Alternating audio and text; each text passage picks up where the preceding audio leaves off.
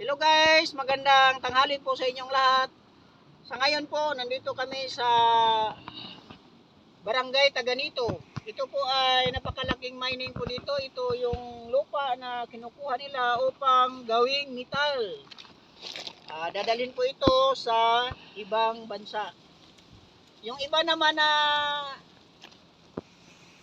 mga lupa, dito nila pinaprocess at ginawang metal. Yun po ay ginagamit natin sa pagpatayo ng mga bahay, paggawa ng mga sasakyan. At ito ang lupang ito po ang kinukuha nila, kulay pula. Yan. At napakaganda yung view niya dito. Kitang-kita nyo, maraming mga isla. Yan. At may mga sasakyan pa doon sa baba, mga dump truck at kabakpo. Yan po ay kinakarga Hindi pa dulong na ulan.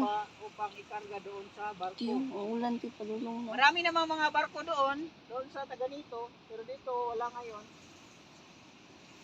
Tapos kita-kita natin yung ikot ng tubig, kakaiba talaga, nakakatakot. Tapos napakarumi yung tubig dito, malapit lang sa sa lupa.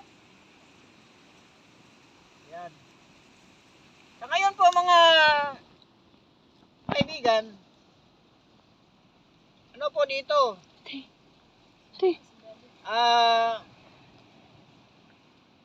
Lumilindol po. Napakalakas yung lindol ng nakaraang gabi. Tapos ngayon may aftershock pa naman. Kaya ingat-ingat po kami dito. Sa lahat na mga kababayan ko, mga Bisaya, oy, amping-amping lang gid ang tanan no kay lisod kayo rong panahon na sa gunso na ang mga aftershock tungod sa ato ang lindol nga kuan karon. O nasintro gini dito sa sa Hinatuan.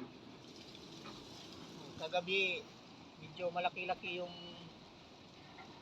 yung lindol kagabi. Ulan. At hindi na kami magtatagal kasi lumalakas na yung ulan. Si atras.